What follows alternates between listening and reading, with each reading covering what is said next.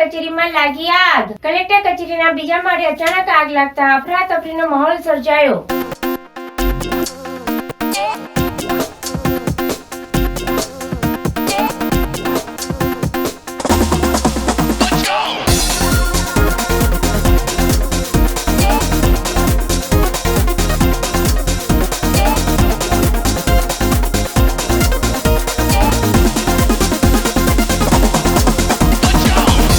Nadiad collector કચેરીના બીજા માળે નડિયાદ પ્રાંત અધિકારીની ઓફિસની આજુબાજુમાં આવેલ રૂમમાં લાગી આગ। આગની જાણ થતાં નડિયાદ ફાયર બ્રિગેડની ટીમ ઘટના સ્થળે પહોંચી। ફાયર બ્રિગેડના 2 વોટર પ્લઝર સહિત રેસ્ક્યુ ટેન્ડર ઘટના સ્થળે પહોંચ્યા હતા।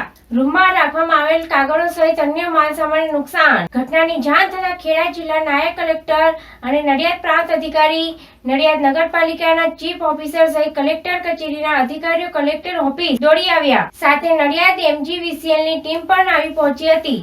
આગના કારણે ધુમાડાના ગોટે ગોટા સર્જાયા। ફાયર બ્રિગેડની ટીમ તુરંત ઘટના સ્થળે પહોંચી પાણીનો મારો ચલાવીને આગને વધુ પ્રસરતા અટકાવી હતી।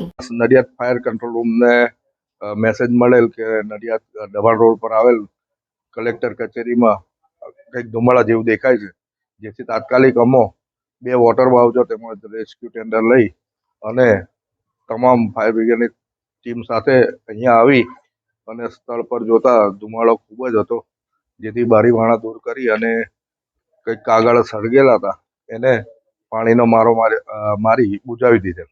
કયા માળે આગ લાગી? ક્યાંની કચેરી હતી? સેકન્ડ ફ્લોર પર આવેલ છે અને ઓફિસ છે, એટલે ઓફિસમાં તો કઈ કચેરી હોય તો અત્યારે અમારો જાણ બહાર છે। શું આમ બરી શું થયું?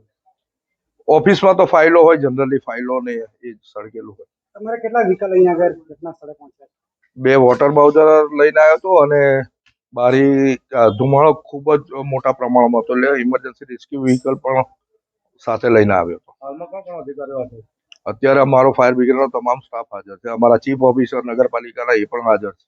આગનું કારણ એ હજુ કંઈ જાણવા મળેલ નથી।